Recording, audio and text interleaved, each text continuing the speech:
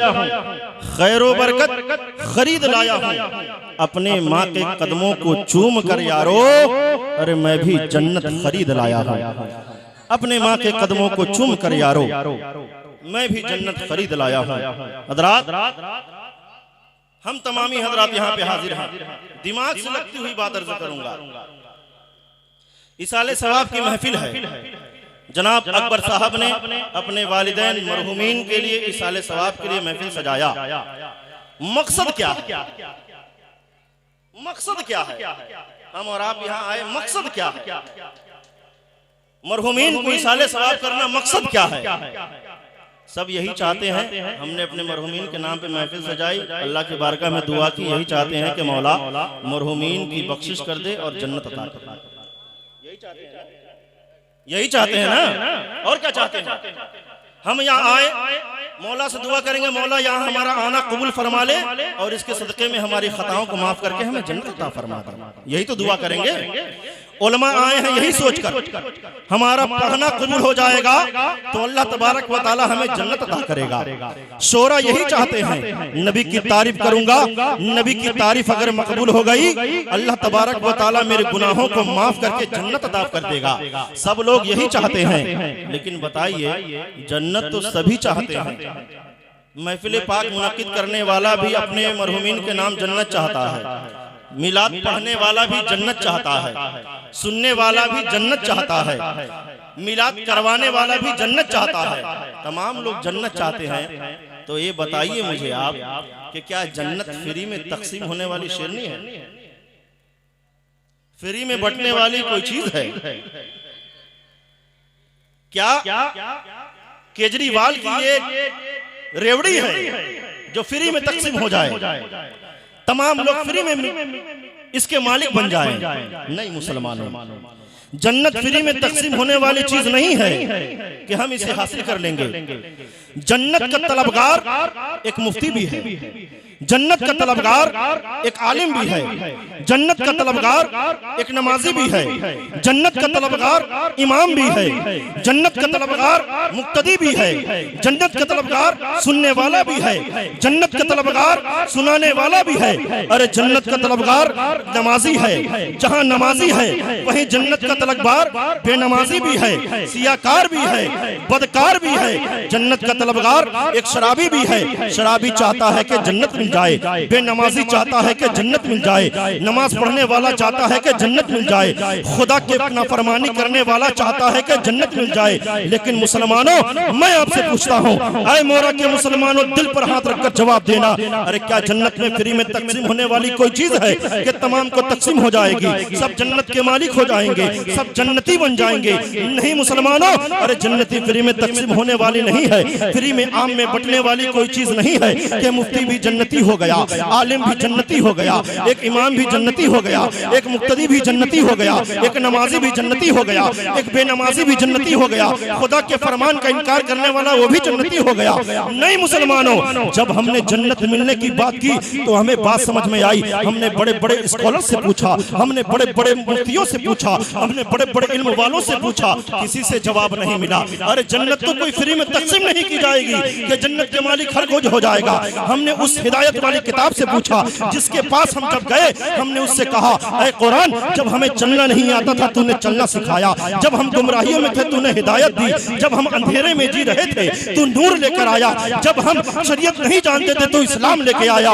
ऐ कुरान, तूने हमें ईमान दिया, ऐ कुरान तूने हमें नबी दी, ऐ कुरान तूने हमें ईमान अता किया, ऐ कुरान तूने हमें चलना सिखाया, ऐ कुरान तूने हमें मुसलमान बनाया, ऐ कुरान हमें तूने सब कुछ अता किया है, खुदा की पालनहारी सिखाया है, खुदा की माबूदियत बताया है। ऐ कुरान, हम तुमसे पूछते हैं, ऐ कुरान हम तुझसे सवाल करते हैं, ऐ कुरान हम तुझसे अर्ज करते हैं, ऐ कुरान बता जन्नत का मुस्तहिक कौन है, जन्नत का मालिक कौन है, जन्नत का हकदार कौन है? अरे जन्नत किसे मिलने वाली है? नमाजी भी जन्नती चाहता है, इमाम भी जन्नती चाहता है, मुक्तदी भी जन्नत मांगता है, मुफ्ती भी जन्नत का तलबगार है, लोग भी जन्नत मांगते हैं। ऐ कुरान बता जन्नत कहाँ मिलेगी, जन्नत के कौन मुस्तहिक होगा? कुरान कहता है, ऐ लोगों, पर परेशान होने की जरूरत नहीं है, कबीदा खातिर होने की जरूरत नहीं है। अरे जन्नत उसे मिलेगी जो खुदा का खौफ रखेगा, खुदा का डर रखेगा, खुदा की खशियत रखेगा।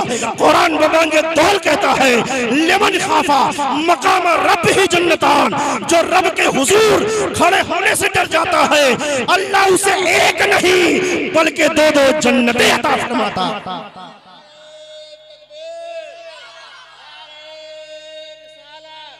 रसूलुल्लाह जिंदाबाद जिंदाबाद, नहीं छोड़ेंगे। अल्लाहु अकबर या रसूलुल्लाह। तो जन्नत किसे मिलनी है? जिसके दिल में खुदा का खौफ होगा, खुदा की खशियत होगी, खुदा का डर होगा। आज हम दुनिया से चले गए, हम सोचते हैं कि हमने इसाले सवाब कर दिया, तमाम चीजें हो गई, लेकिन नहीं मुसलमानों, दुनिया से जाते हो तो एक बात दिल पर रखकर जाना कि जब दुनिया से जाओ तो खुदा का डर लेकर जाना, खुदा की खशियत लेकर जाना, खुदा का खौफ लेकर जाना। आज हम सजदों की तरफ हमारी पेशानियों में नहीं है, आज हम बेनमाजी हैं, आज हमें शरीयत का ख्याल नहीं है, इस्लाम की पासदारी नहीं है। हम चाहते हैं हम जन्नती हो जाए, हम चाहते हैं हमें जन्नत मिल जाए। नहीं मुसलमानों, जन्नत उस शख्स को मिलती है जो खुदा के हुजूर खड़े होने से डर जाता है, खुदा से खौफ खाता है, खुदा की बारगाह में जाने से डरता है। अल्लाह तबारक व तआला उन लोगों के लिए फरमाता है अरे लिमन खाफा मकाम रब्बिही जन्नतान, जो मेरे हुजूर खड़े होने से डर गया उसे मैं एक नहीं दो जन्नतें दूंगा। देखें जन्नत कैसे। अल्लाहु अकबर।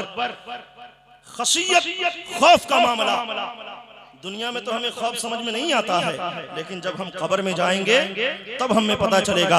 नमाज नहीं पढ़ता था, हजरत उमर फारूक रज़ियल्लाहु तआला अन्हु का वाक़या नहीं सुना? हजरत उमर फारूक के दौर में एक बुढ़िया चल रही थी, तेल जमीन पर गिर गया। बुढ़िया ने जाके शिकायत लगा दिया, उमर फारूक तुम्हारे दौर में मुझ पर जुल्म हो गया। उमर फारूक ने फरमाया क्या जुल्म हो गया? बुढ़िया ने कहा हुजूर जमीन ने मेरे तेल अपने अंदर जज्ब कर लिया है, चूस लिया है, चलें फैसला कर दें।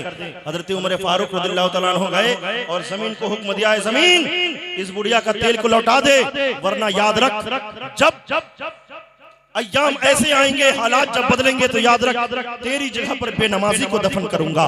अल्लाह अकबर। जब जमीन ने बेनमाजी की बात सुनी, मारे खौफ के तेल बाहर कर दिया। मैं पूछना चाहता हूँ मुसलमानों, बेनमाजी होना कितना बड़ा जुर्म है।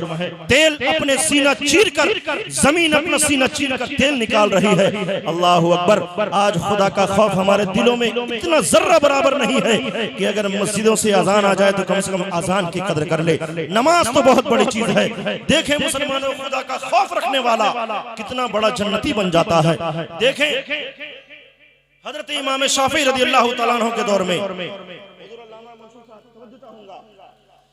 हजरत इमाम शाफी रज़ियल्लाहु तआला अन्हु के दौर में एक बादशाह था, अपने बीवी के साथ सोने के वक्त बिस्तर में करीब जा रहा था।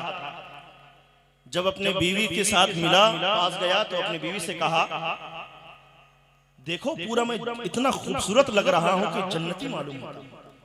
क्या मालूम होता हूं? जन्नती मालूम होता हूं। और बीवी के सामने कोई खूबसूरत बन जाए, कैसे हो सकता है? एक इमाम साहब थे, जुमा में तकरीर कर रहे थे, अपनी बीवी को जाकर कहा कि कितनी अच्छी मैं तकरीर करता हूँ, सुनी नहीं? बोले कहाँ तकरीर करते हो? वो तो परसों दिन कोई वली आए थे हमारे इलाके में जो ऊपर उड़ रहे थे, उनको मैं देखी थी उड़ते हुए, वो अच्छी तकरीर करते हैं। तो अरे पगली, उड़ने वाला मैं ही था। तो बीवी ने कहा तभी तो टेढ़ा उड़ रहे थे, तभी तो तिरछा उड़ रहे थे। तो बीवी के सामने कोई खूबसूरत स्मार्ट नहीं बन सकता, कोई ना कोई है निकल ही जाएगा। उसने कहा कि देखो कितना खूबसूरत लग रहा हूँ, जन्नती मालूम होता हूँ। बीवी ने भी झिल्ला कर कहा पूरे जहन्नमी लगते हो, पूरे जहन्नमी लगते हो। अब बादशाह था, कोई जहन्नमी कह दे कैसे बर्दाश्त होगा? बादशाह ने भी कह दिया जा, अगर मैं जहन्नमी हूं तो तुझे 3 तलाक, अगर मैं जहन्नमी हूं तो तुझे 3 तलाक। बताइए, बादशाह था, कह दिया अगर मैं जहन्नमी हूं तुझे 3 तलाक। अब लोगों के दरमियान बात गई, उलमा के पास मसले पहुंचे कि एक बादशाह है जिसने कह दिया है कि अगर मैं जहन्नमी हूं तो मेरी बीवी को 3 तलाक। मामला बादशाह का था। उलमा इकराम ने सवाल को हाथों हाथ लिया, लेकिन सब ने हाथों हाथ लेने के बाद हाथ खड़े कर दिए। अरे कौन फैसला करेगा कौन जन्नती और कौन जहन्नमी है, कौन नारी और कौन नूरी है, कौन फैसला करेगा? कौन बता सकता है कि मैं आज बैठ के तकरीर कर रहा हूं तो कल मैदान महशर में जन्नत ही मिलेगा? कोई नहीं बता सकता, कोई फैसला नहीं कर सकता कि आज यहाँ जितने लोग बैठे हैं तमाम लोग जन्नती हैं। पता नहीं किसके अमाल कैसे हैं। अरे पता नहीं कोई शराबी ऐसा भी हो जिसके दिन भर तो शराब खाने में गुजरते हो लेकिन रात भर सजदे में गुजरते हो। कोई बता नहीं सकता। इन्नमल अमालु बिन्नियात के तहत मैं ये कहना चाहूंगा, अब बादशाह के मसले जो हैं लोगों में आन होना शुरू हुए, लोगों ने हाथ खड़े करना शुरू कर दिए। उलमा ने जवाब दे दिया, अरे कौन पता नहीं बादशाह को बताए कि वो जहन्नमी है, ऊपर से तो बादशाह है, पता नहीं जान का खतरा है, अगर कोई जहन्नमी उसे कह दिया तो ये तलवार लेकर फौरन ज़ब्ह कर देगा। अरे अपनी जान पर भी बात बनाई है, ईमान पर भी बात बनाई है, अब तो मामला गड़बड़ लगता है। लोगों ने धीरे धीरे मसला इमाम शाफई के पास पहुंचाया। इमाम शाफई रदियल्लाहु ताला अन्हु ने फैसला कर दिया कि बादशाह को फला दिन मेरे हुजरे में बुलाया जाए। हजरत इमाम शाफी का बादशाह के पास खत पहुंचता है। खत पहुंचते ही बादशाह दौड़े दौड़े फला दिन हाजिर होता है। हाजिर होने के बाद क्या देखता है कि इमाम शाफी रदियल्लाहु ताला अन्हु का मजलिस लगी हुई है, उनके हुजरे के सामने उनकी मजलिस लगी हुई है, तलबा इकराम सामने मौजूद हैं, तमाम तलबा इकराम दर्स हासिल कर रहे हैं, तालीम ले रहे हैं। बादशाह दौड़े दौड़े हाँफते हाँफते आया है, अर्ज कर रहा हुजूर मेरा मसला हल कर दीजिए वरना मेरी बीवी को 3 तलाक हो जाएगा, फैसला फरमा दीजिए वरना मेरी बीवी मेरे हाथ से निकल जाएगी। इमाम शाफी अब हुक्म सुना दीजिए। इमाम शाफी ने उसे लिया, अंदर हुजरे में ले गए और हुजरे में जाने के बाद कुछ बात होती है।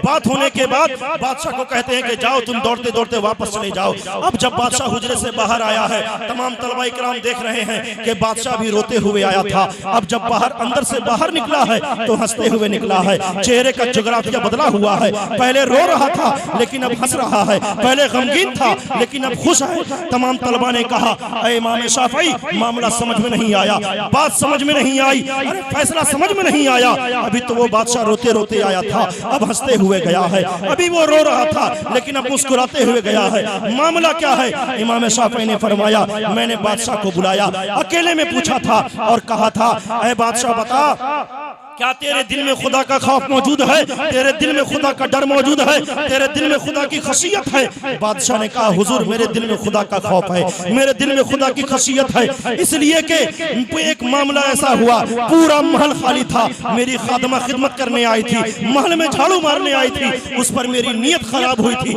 मैं चाहता तो नीयत पूरी कर लेता, तमाम तर जरूरियात पूरी कर लेता, ख्वाहिशात पूरी कर लेता, मेरी बादशाह दूर दूर तक है, किसी भी जमीन में जाकर गाड़ देता, कोई देखने वाला नहीं था, कोई मानने वाला नहीं था। अरे इलाके की हुकूमत मेरे हाथ में थी, इलाके का बादशाह मैं था, कोई मुझसे सवाल करने नहीं आता। लेकिन इमाम शाफई जो ही मैं खादमा की तरफ बढ़ा, दिल से मेरे खुदा की खशियत ने आवाज दी, दिल से मेरे खुदा के खौफ ने कहा अरे बादशाह क्या करने जा रहा है? अरे कोई नहीं देख रहा तो कम से कम परवरदिगार तो देख रहा है, अरे खुदा तो तुम्हें देख रहा है, गुनाह तू कैसे करने जा रहा है? इमाम शाफई उसी खुदा के खौफ की वजह से मैं गुनाह से बच गया, गुनाह से दूर हो गया, अपनी खादमा से ख्वाहिशात पूरी करने से दूर हो गया। इमाम शाफई अब बताइए कि मेरे दिल में खौफ है या नहीं, मेरे दिल में खशियत है या नहीं, मेरे दिल में खुदा का डर है या नहीं?